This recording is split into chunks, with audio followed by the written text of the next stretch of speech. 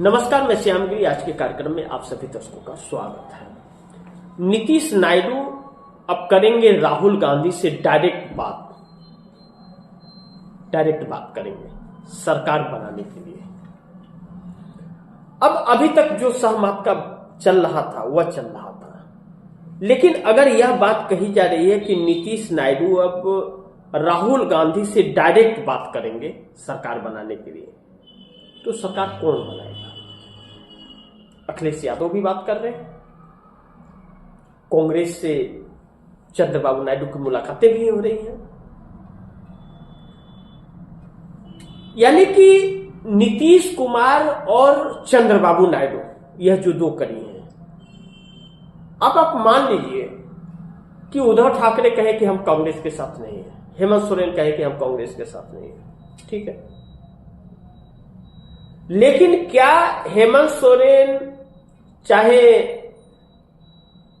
उद्धव ठाकरे, चाहे ममता बनर्जी, अखिलेश यादव, अरविंद केजरीवाल, यह मिलकर के सरकार बना सकते हैं? चंद्रबाबू नायडू और नीतीश को साथ लेकर के बना पाएंगे? हैसियत है कि मोदी का एक रोआ भी हिला पाए? है ताकत है इन लोगों के अंदर, लेकिन सब अपना अपना बीन बजा रहे हैं। और अब नीतीश नायडू गारंटी कांग्रेस की चाह रहे हैं, राहुल गांधी की गारंटी चाह रहे हैं कि आप गारंटी दीजिए कि सरकार बनेगी तो आप चलने देंगे, क्योंकि कांग्रेस के बगैर तो कल्पना ही नहीं कर सकते। जितने में सब लोग हैं इंडिया गठबंधन के, उतना में अकेले कांग्रेस है।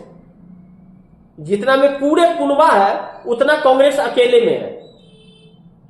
तो कांग्रेस के बगैर कल्पना कैसे कर सकते? तब तो ममता बनर्जी अपनी कुर्सी बचा रख के दिखा दे, भारतीय जनता पार्टी से ले ले मुकाबला अकेले। भारतीय जनता पार्टी की रोआ भी नहीं हिलेगा कांग्रेस अगर साथ न रहे, तो कांग्रेस अगर छोड़ दे साथ तो। लेकिन सब कांग्रेस को ही खत्म करने में लगे। लेकिन नीतीश नायडू दोनों इस बात की गारंटी चाहते हैं कि राहुल गांधी इस बात की गारंटी दे कि हां, अगर हम आते हैं इंडिया गठबंधन में तो वह साथ पूरा देंगे सरकार का।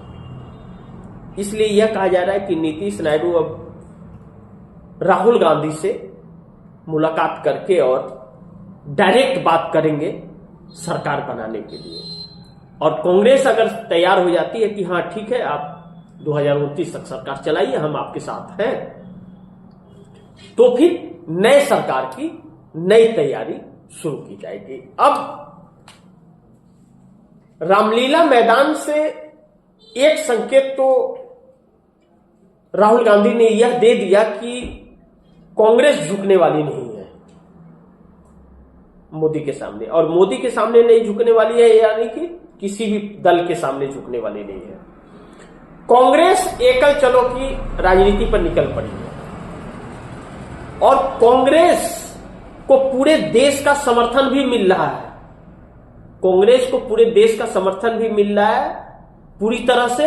अगर वोट चोरी ना हो तो कांग्रेस 400 के पार चली जाए लोकसभा चुनाव में, निश्चित। लेकिन वोट चोरी की व्यवस्था ने कांग्रेस के रास्ते में पहाड़ खड़ा कर दिया है, क्योंकि संस्थाएं सारी बिक चुकी है, यह हर कोई जानता है। तो अब कांग्रेस रामलीला मैदान में अकेले सभा की, लाखों की संख्या में लोग सरकार के हाथ पांव फूल गए। भाजपा अब बौखला गई है कि सत्ता चली जाएगी। और आपके वोट चोरी पर लगाम लगाने के लिए जब राहुल गांधी ने देश से आह्वान कर दिया, तो आप क्या करोगे? अब मोदी का सूरज डूब रहा है, राहुल का सूरज उग रहा है। और जब राहुल का सूरज उग रहा है तो पहले भी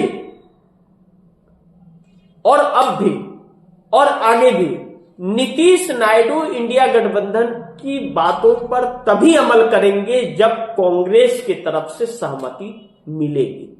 नहीं तो कोई कितना भी कुछ करता रहे, कोई फर्क ही नहीं पड़ेगा। कोई कुछ कर ही नहीं सकता बगैर कांग्रेस की। किसी की हैसियत नहीं है कि मोदी के रोआ भी खींच ले और वो सरकार गिराने की तो बात ही अलग है। तो अब कांग्रेस का जो स्टैंड है, कांग्रेस का स्टैंड बहुत क्लियर है कि कांग्रेस कहती है कि आप लोग सरकार बना लो, जिसे प्रधानमंत्री बनना है प्रधानमंत्री बन जाओ, जिसे गृह मंत्री बनना है गृह मंत्री बन जाओ, जिसको वित्त मंत्री रेल मंत्री क्या क्या बनना बन जाओ, सब कुछ बन जाओ आप। हम समर्थन आपको बाहर से देंगे, हम समर्थन बाहर से देंगे। तो क्या ममता बनर्जी पीएम बनना चाहती हैं? तो ममता बनर्जी तो पश्चिम बंगाल के आगे निकल ही नहीं पा रही, वह तो पश्चिम बंगाल के लिए लड़ रही है। अब ऐसा तो नहीं होगा कि आप पीएम भी बनो और सीएम भी बनो, सीएम भी आप अपने लोगों को बना करके आप पीएम बनने आ जाओ, ऐसा भी नहीं होगा। अखिलेश यादव के साथ भी ऐसा नहीं हो सकता है। अब ममता बनर्जी को अपनी राजनीति बचानी है और अखिलेश यादव को उत्तर प्रदेश में अपना कुछ आसार सत्ता में आने का देखना है, लड़ाई लड़ना है। और चंद्रबाबू नायडू नीतीश कुमार के बगैर अगर नहीं हो सकता तो आपको एक ऐसे नेता को चुनना पड़ेगा, प्रधानमंत्री का चेहरा, जो सब में मान्य हो, जो जिसकी सब कोई सुने। आप लोग कांग्रेस से नफरत करते हो क्योंकि कांग्रेस से लड़ाई है आपकी। अब आपके लिए कांग्रेस अपना वजूद तो खत्म करे। अभी तक कांग्रेस सबको लेकर के चलना चाह रही थी और सब कांग्रेस के ही पैर काट रहे थे, खींच रहे थे, तो कांग्रेस अब निकल पड़ी है। अपना अपना देख लो। और अपना राजनीति का वजूद बचाना है आपको, तो आपको भाजपा से लड़ने के लिए कांग्रेस के साथ आना पड़ेगा। और देश भी देख रहा है कि कौन आ रहा है और कौन नहीं आ रहा है। जिस दिन व्यवस्थाएं बदली, देश फैसला तुरंत कर देगा। और राहुल गांधी की लोकप्रियता में चार चांद लग रही है।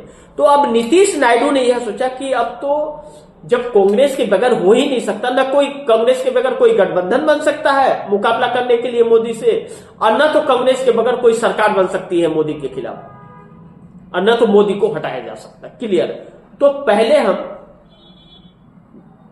राहुल गांधी से ही मिलके बात कर लेते कि भैया यह बता दो कि आप 29 तक समर्थन करोगे ना, आप कहीं पीछा तो नहीं छुड़ा लोगे, तो फिर नई सरकार बनाने की कवायद की जाए। अब सभी को एकजुट और एक बात पर मुहर लगाने के लिए वह शरद पवार का ही चेहरा है। शरद पवार के चेहरे पे ही मुहर लग सकती है, नहीं तो चाहे उद्धव ठाकरे हो, कभी इधर कभी उधर वाली परिस्थिति, वह डिसाइड ही नहीं कर पाते कि उनको रहना किसके साथ है, राजनीति उनको अपनी किस दिशा में करनी है, उसी में वह नहीं अभी फाइनल कर पा रहे हैं। तो वह क्या करेंगे, भाजपा की तरफ कभी लुढ़क जाएंगे। अब ऐसे में शरद पवार पर सबकी मुहर लगती हुई नजर आ रही है, लेकिन नाम चंद्रबाबू नायडू का भी है, क्योंकि शरद पवार में एक चीज है कि उन्हें बोलने में दिक्कत है और उम्र के आखिरी पड़ाव पर भी है। बोल पाएंगे नहीं तो पीएम बनेंगे तो बात तो आपको करना पड़ेगा, और जब आपकी बात ही कोई नहीं समझेगा तो फिर आपको पीएम बन के फायदा क्या, आपकी जगह दूसरा कोई तो भाषण नहीं देगा। तो स्वास्थ्य उनका साथ नहीं दे रहा है, तो चंद्रबाबू नायडू इसमें अव्वल पे आ रहे हैं कि चंद्रबाबू नायडू इसमें चेहरे होंगे। और इस पर अगर सबकी सहमति बनती है तो चंद्रबाबू नायडू और नीतीश मिल करके सरकार बनाने के लिए राहुल गांधी से बात करके श्योरिटी कि हाँ आपका समर्थन 2029 तक मिलेगा, इस पर काम करेंगे। अब देखते हैं कि कहां तक यह बात जा पाती है और कितनी सफल होती है, यह वक्त बताएगा। लेकिन राहुल गांधी ने ललकार दिया है रामलीला मैदान से कि हम तो अब पूरे देश में निकलने वाले हैं, जिसे साथ आना है आ जाओ, नहीं आना है तो हम तो जा ही रहे। तो देखते हैं आगे क्या होता है। जो भी होगा खबरें आप दर्शकों तक लाता रहूंगा। आप दर्शकों की क्या राय है, क्या सुझाव है, कमेंट बॉक्स में जरूर दीजिएगा। इस खबर को ज्यादा से ज्यादा शेयर कीजिएगा, अपने दोस्तों को भी कहिएगा आगे शेयर करें। आपने अगर चैनल को सब्सक्राइब नहीं किया सब्सक्राइब कर लीजिए, अपने दोस्तों को भी कहिएगा चैनल को सब्सक्राइब करें। मिलते हैं अगली खबर के साथ, तब तक के लिए नमस्कार।